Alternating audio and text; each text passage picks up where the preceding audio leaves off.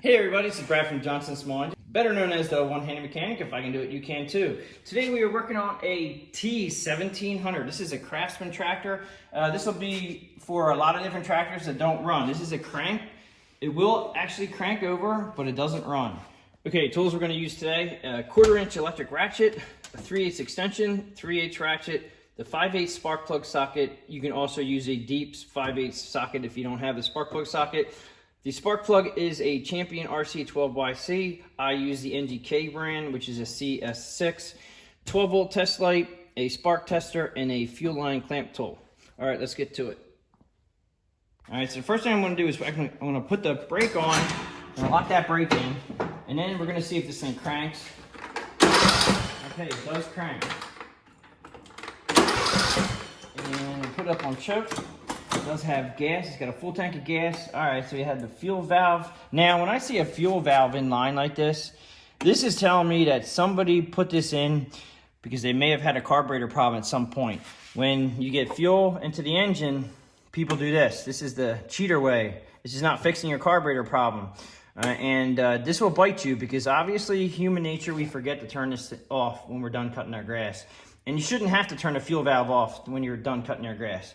It's a nice feature to have, so if the carburetor does let loose, it doesn't flood your engine, but to have that every time, it's a pain in the butt. Trust me, I have one that I have to deal with out in the field, and they don't want to fix the carburetor. But anyway, this is not it. This is about, it cranks, but it won't start. And the reason why I'm doing a little more talking is because just in case there was not fuel to the carburetor, there is now. We're gonna go ahead and put it up on choke, see if it starts. Take it down off the choke just in case it is flooded, and put it on fast. Okay, it does not start, confirmed. I'm gonna go ahead and take this hood off, which is, this is an MTD version, and they don't make it easy to take the hoods off because they don't make quick disconnects in their wiring. So you literally have to undo their light bulbs, or you have to disconnect the light bulbs.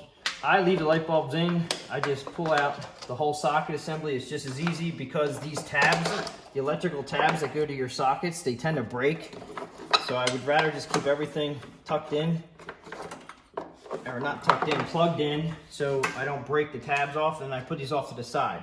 Now you do have to be careful you don't break your light bulbs, and you should be able to just pick this up out of the way, like so. All right, so we want to check spark. So you need to get your spark tester.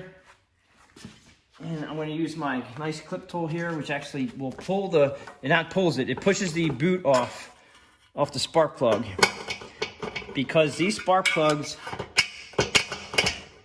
the spark plug connector right here can get stuck to your spark plug because obviously this thing was sitting outside. You can tell I cleaned it because here's the mess that it was looking like, and then I cleaned it before before working on it. Now I have to take the spark plug out.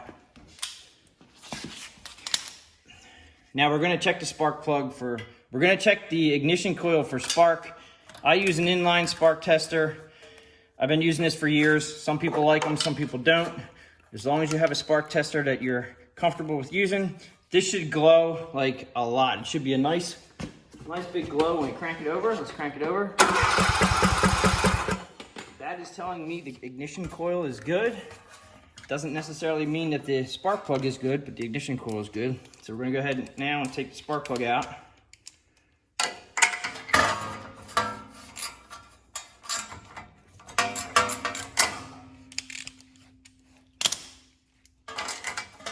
This spark plug, it looks like it had a Briggs & Stratton emblem on it, which means that it might be original to this.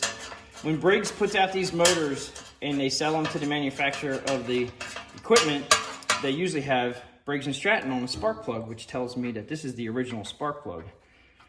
And this engine, if you want to know how old your engine is, you look at the code date. The first 2 digits of the code date will give you the year it was made. This was made in 2017, and the year we're in right now is 2023. So this is going to be an old spark plug.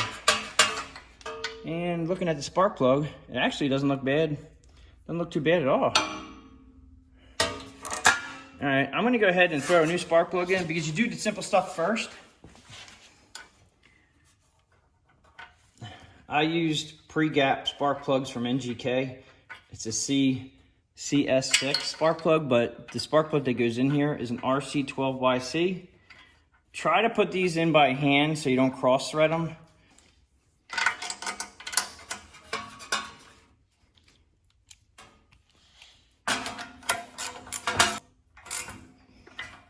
Okay, so spark plugs in. I try to listen for a click when you put the metal part from the connector, from the coil onto the spark plug. You feel, yep, that one clicked right in. And then you push the boot down over the spark plug, and that's good. Now let's try it, see if it starts. Up on the choke again. Okay, so it will not start. You're gonna go to the next stage, which is, are we getting fuel? Obviously we're getting spark, so we have to have fuel to make this thing run. So we're gonna go ahead and pop the air cleaner cover. All right, so here's one note. This machine, even though I can tell this is not my writing, this was in the shop, and they said at 4/28/2021, this was cleaned, I guess, but here's the important part. There's no pre-filter. I'll put a link in the description. Well, actually, you have to kind of look it up on your different part numbers for different air filters, but this should have a pre-filter on it. And by meaning of pre-filter, this is a pre-filter for your air filter, okay? They're very inexpensive, $4 or $5. All you're gonna do is, I would definitely suggest replacing this because you can tell how, it doesn't look bad on the inside. You could blow it out, clean it out, but what you do is you're gonna slide this over it, and then it'll just cover the whole thing. If you keep this clean, this will never get dirty, and it never gets digested into your carburetor. All right, at this point, what we're gonna do is, we're gonna see, we can check one thing before we actually, sometimes I'll squirt a little bit of fuel inside the carburetor and see if it'll run. But down on this carburetor, on most of these Briggs & Stratton engines, you have a fuel shutoff solenoid. This should click when we turn it on. So let's see if it clicks when we turn the key to on. Okay, I don't hear it click whatsoever. And so we have to check to see if we have power here. So what you're gonna do is, one's ground and one's hot.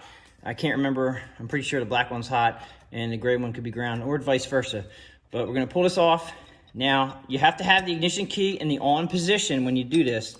And you're gonna take a test light and make sure your test light is working. So with my test light, how I check that is, I'm gonna ground out my test light to the back of the battery. I don't think it'll go all the way up front, but I always check my test light first. So I know my test light works, okay? If it'll reach all the way up here, great. Okay, it does. So with the key on, we should have, at one of these, we should have hot. Okay, we do. All right, so the hot wire was the gray wire. All right, so we should only have hot on the one side. So that's telling me this may not be working. I'm gonna plug it in and listen for it. I mean, I don't think it's working. I'm gonna turn the key off again and back on. The only click it's coming from is the ignition key itself. Okay, so I think our problem is gonna be here. So what I'm gonna do is, I'm gonna use their fuel shutoff, and if you don't have a fuel shutoff, this is where you pinch the line with your clamps that I show you guys all the time. Okay, so if you don't have this in line, most of you guys probably won't, just go ahead and use your, right here, fuel shutoff pliers. And then you have to undo it from here. Usually it's a 1/2-inch wrench. I'm pulling this off again because this is gonna spin. We're gonna take this off. It's gonna be very messy. Make sure ignition is off.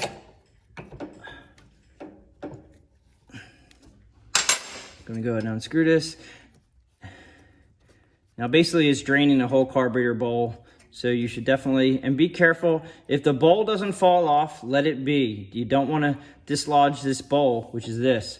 Leave that on if you can, because all we're trying to do is get this thing running. Here is the fuel shutoff solenoid.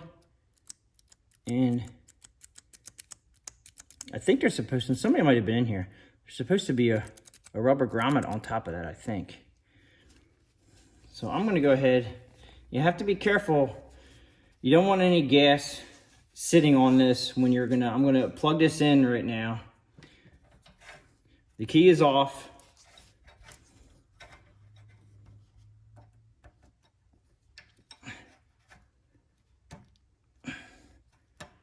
Okay, now what I'm gonna do is I'm gonna get this wet. This rag had gas in it.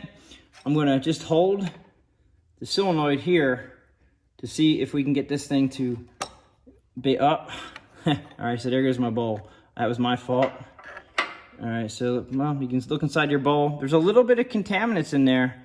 You can see it looks like gel. It almost looks like water in here. All right, but there's not much, but there is a little bit of contaminants in there. Oh. All right, well, I got it to work once. I saw it. I don't know if you guys caught that. I felt it work, but it's not working now. You just have to be grounded. Technically, I don't think you should have to be grounded because there is a ground wire going to this. Yeah, I mean, it's not working at all. So this is our problem. Let me see if, I normally don't stock these. They're very expensive. Let me unplug this here. Make sure your key is off. And let me see if I can find one of these. All right, so I actually found a used one from an old carburetor. They look identical. What I'm gonna do is, this gasket here is broken when I took it off. This one here is a nice brass one. So they upgraded to a brass, but it's identical. All right, now what I'm gonna do is, first I gotta see if it actually works. Pretty sure this one was working. So we're gonna go ahead and plug it back in again. And I'm just gonna leave it right like that, turn the key on.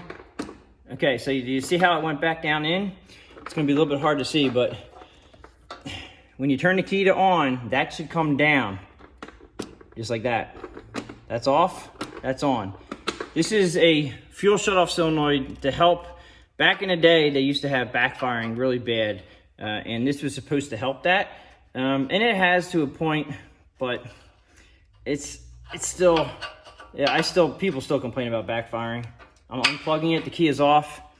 Now, what I was saying about the bowl falling off, if the bowl falls off on you, I'm gonna clean this bowl out a little bit so we're clean. When you put the bowl back up, make sure your gasket is up inside there, and this one did not move. That's the biggest problem with the bowl falling off, is that gasket gets dislodged and you will have a leak. Then you screw in your solenoid, and this is where I actually, sometimes you need a very skinny 1/2 inch. Yeah, see, my 1/2 inch will not go in there. I ground down a 1/2 inch wrench years ago because they made Briggs & Stratton. As you can see, the other one came out nice and easy, and this one, not so much. Now, the square that's in here, it's only on one spot, so it's hard to find a spot, but you might have to grind if you're, now this is just an old solenoid, so this may, you may not have this problem with the newer ones. So I'm gonna go ahead and plug this back in again. And we're gonna listen for that click. Yep, I hear it now. Listen try to be quiet up here, go ahead. Okay, so we have clicking. So I think we're gonna get in luck. I'm gonna go ahead and unclamp the fuel line. We're gonna turn the fuel line back on again. Being that I'm not in a dusty condition, I'm gonna leave the air filter off for now, just to see if we can get this thing run.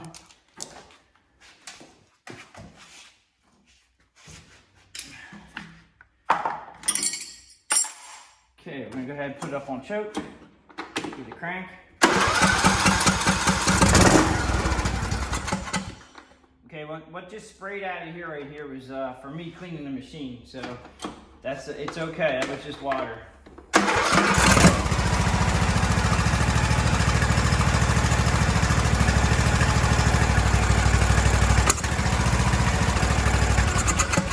Okay, well, there you have it. We just diagnosed a no-start condition on a Craftsman T1700, but this is basically a single-cylinder Briggs & Stratton engine with a shutoff solenoid going bad. So if you guys have any questions or comments, please leave them below. Please subscribe, tell your friends about my channel, and I'll catch you guys on the next one.